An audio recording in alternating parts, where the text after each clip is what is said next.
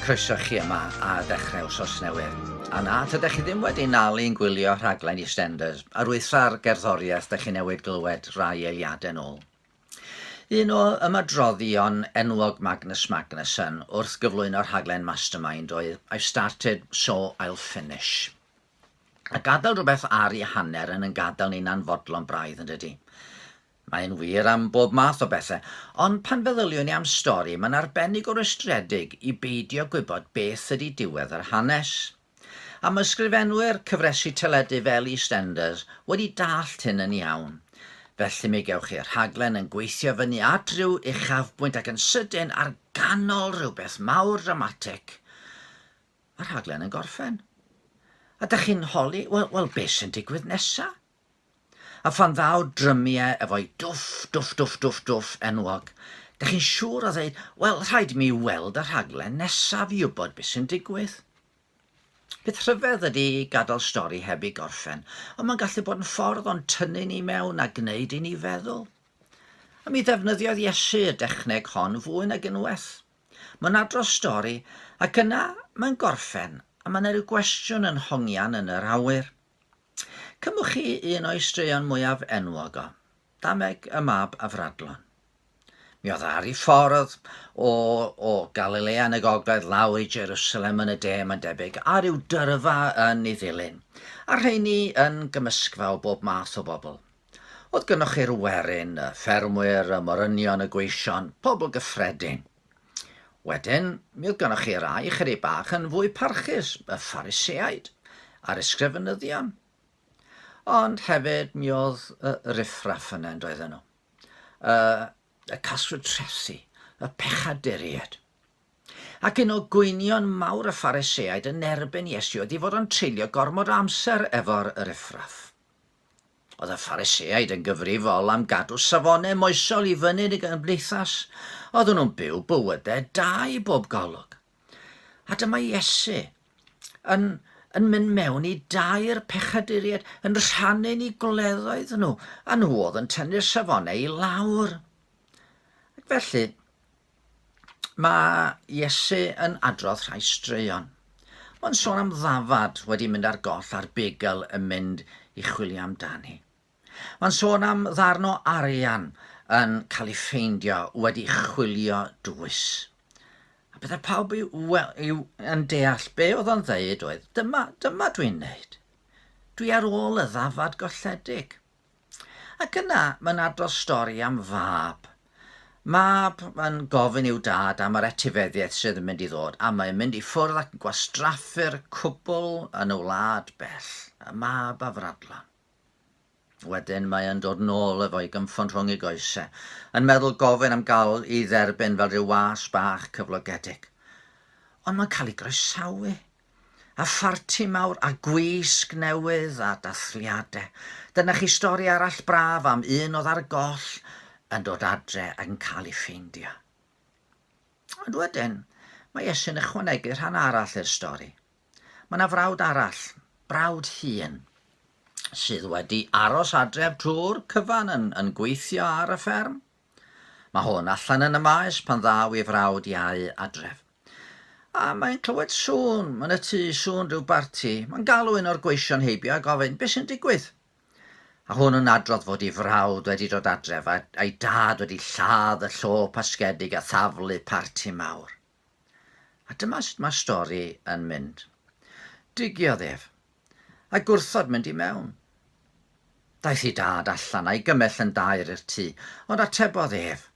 Yr holl flynyddoedd hyn bu mewn was bach i ti, heb anifuddhau erioed i orchymyn.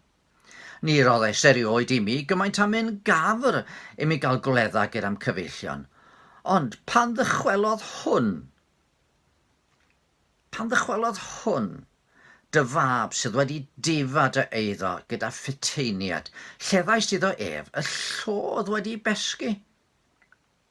Ateb y tad ydy, o fy mhlentyn, rwy ti bob amser gyda mi, ac mae'r cwbl sydd gennyf yn eiddo i ti. Roedd yn rhaid gwledda a llawenhau, oherwydd roedd hwn dy frawd wedi marw, a daeth yn fyw. Roedd ar goll a chafwyd hyd iddo. ac mae'r stori'n gorffen. Ond da ni'n cael yn gadael efo cwestiwn. Be ddigwyddodd nesaf? Be ddigwyddodd i'r mab hynaf? Ddario fynd i mewn i'r wledd neu ddario aros y tu allan? Dyna y cwestiwn oedd Iesu am ei adael gyda'r Phariseaid, oherwydd y gwir oedd ei bod nhw fel y mab hynaf, yr un mor golledig a'r mab ei engaf. Cyn gweld oedd gan y mab hynaf ddim perthynas iawn efo'i dad. Oedd o'n gweld ei hun fel gwas. Yr holl flynyddoedd hyn, bym yn was bach i ti, heb anifuddhau erioed i'th orchymyn. Mi oedd y Phariseaid yn arbennig o dda am gadw gorchmynion, a dyna oedden nhw'n meddwl oedden nhw'n gorfod gwneud. Oedd Duw fel rhyw farnwr mawr. Oedd o yn ei gwylio nhw i weld oedden nhw yn cadw'r gorchmynion, ac os oedden nhw'n cadw yna mi fydden nhw yn ennill ffafr Duw, mi fydden nhw ddigon da i Dduw. Roedden nhw'n anfodlon fod Iesu'n rhoi'r fath sylwyd pechaduried oedd yn torri'r gorchmynion. Ond doedden nhw'n sylweddoli bod nhw hefyd yn bechaduried. A tybed wrth wrando ar y stori hon, yr oedd Iesu'n ei hadrodd. Bydde rhyw un o'r bobl barchus, rhyw Nicodemus efallai, yn sylweddoli. Fi di hwnna. Dwi di meddwl am Dduw fel y barnwr, a fyne'n trio ennill i ffafr trwy gadw archmynion. Ond pan mae Duw jyst eisiau bod yn dad i mi. A'r cwestiwn ydy, a dwi'n barod i orffen y ddameg? A dwi'n barod i fynd i mewn, llyncu fy molchder, a sylweddoli fod gen i dad trigarog, a llawanhau fod y mrawd colledi di dod nôl yn fyw, a minnau'n dod o hyd i fy nhad graslon, sy'n mynd i'n erbyn i nid am i mi gadw ei reolau, nid am i mi weithio'n galed, ond am i fod yn yngharu fi ar weithaf fy agwedd hynna'n gyfiawn. Wrth gwrs, mae'r ddameg yn gofyn yr un cwestiwn i chi a fi.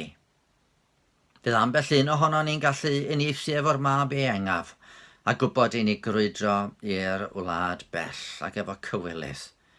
Da ni'n gwybod nad oes unrhyw obeth i ni, ond derbyn trigaredd y tad. Ond bydd eraill yn gweld eich bod chi di trio ennill ffafr Duw, di meddwl rywsut bod eich bywyd da, bod chi'n byw nag os ydych lle, bod eich crefydd chi rywsut yn golygu, wel, mae Duw mynd i roi gwobr i chi am fyhafio'n oce. Ond am y tro cyntaf, ydych chi'n sylweddoli nad eich gweithredoedd chi sydd yn cyfrif yn y pen draw, ond calon eich tad na nefoedd sydd yn caru ac yn estyn allan ato chi i'ch derbyn chi. Fedrwn ni byth gadw cyfraith Duw yn llawn, ond mae Duw yn barod i'n derbyn ni trwy Iesu, cyfaill, publicanod a phechaduried, ie, a cyfaill i Phariseaid sy'n barod i edifarhau. Gadwch chi ni weddio. Arglwydd yn Duw. Da ni'n cyfaddu unwaith eto bod ni mor ffôl, rywsut yn meddwl bod yn gweithredoedd bach pitw ni yn mynd i ennill dy ffafr di. Da ni'n gwybod o Dduw'n tad, pan da ni'n edrych i mewn i'n calonau yn bod ni wedi methu dy garu di'n iawn, a methu charu'n cyddyn fel y gydylen ni. Ond mae gyda thi drigaredd. Helpa ni felly o dad i fwrwmaeth bob hyn yn gyfiawnder, ac i bwyso eto heddiw ar y gras sydd yn derbyn pechaduried, ac yn gwneud ni nid yn weision bach, ond yn blant. Amen. Wel, os di Duw'n caniatáu mi fyddai yma dydd Mercher efo rhyw fyfyrdod arall, ar ddydd Mercher llydw.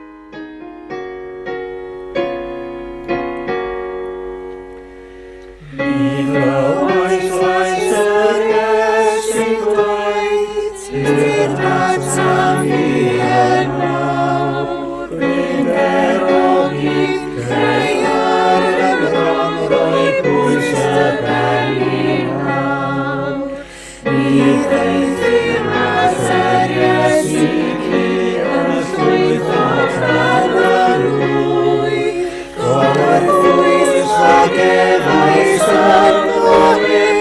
Adre.